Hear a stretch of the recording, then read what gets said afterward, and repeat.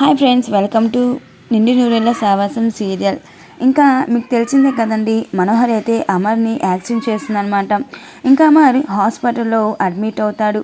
ఇంకా ఆ విషయం తెలిసిన బాగి అమర్ దగ్గరికి వచ్చి ఏమండి అసలు ఎలా జరిగింది రాథోడ్ ఇదంతా అని చెప్పేసి రాథోడ్తో అంటుంది. ఇంకా అమర్ దగ్గరికి వచ్చి బాగి చాలా బాధపడుతూ ఉంటుంది. ఇంకా బాగి డాక్టర్తో ఇలా మాట్లాడి, డాక్టర్ గారు ఆయనకి ఎలా ఉందండి, ఇప్పుడు ఏం ప్రమాదం లేదు కదా అని బాగి అంటుంటే, లేదమ్మా చెప్పడం కష్టమే, సర్జరీ చేయాలి అని డాక్టర్స్ అనగానే ఇంకా బాగి ఏడుస్తూ దేవుడి దగ్గరికి వెళ్ళి మొక్కుంటుందన్నమాట. ఇంకా అమర్ దేవుడి దయ వల్ల సేఫ్ అవుతాడు.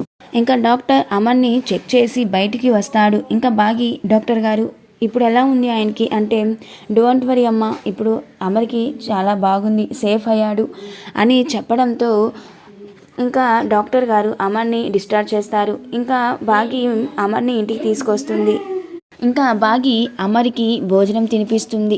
ఇంకా ఇదలా ఉండగా మనోహరి ఎలా అయినా సరే అమర్ని చంపేయాలి, అమర్ నోరు విప్పితే నా గుట్టు రట్టవుతుంది, నేనేం చేయాలి అని చెప్పేసి మనోహరి టెన్షన్ పడుతూ ఉంటుంది. ఎలా అయినా సరే అమర్ని చంపేయాలని ఆలోచిస్తూ ఉంటుంది.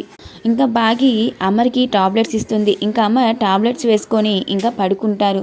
ఎలా అయినా సరే అమర్ని చంపేయాలి, ఇదే కరెక్ట్ టైం అని చెప్పేసి అమర్ బాగి నిద్రపోవచ్చుండగా మనోహరి యాదమ్మ ఇద్దరు వచ్చి అమర్ని చంపడానికి ట్రై చేస్తారు. ఇంకా అమ్మ నిద్రపోవచ్చుండగా పక్కనే ఉన్న పిల్లోని తీసుకొని మనోహరి అమర్ మొహం మీద పెట్టబోతుంది. చంపేస్తున్నాను అనుకునే లోపే అమర్ సడన్గా కళ్ళు తెరుస్తాడు.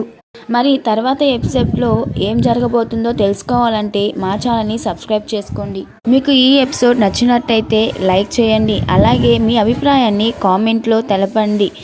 ఇలాంటి ఎపిసోడ్స్ని చూడాలంటే మా ఛానల్ని సబ్స్క్రైబ్ చేసుకోండి, మర్చిపోవద్దు. Thanks for watching.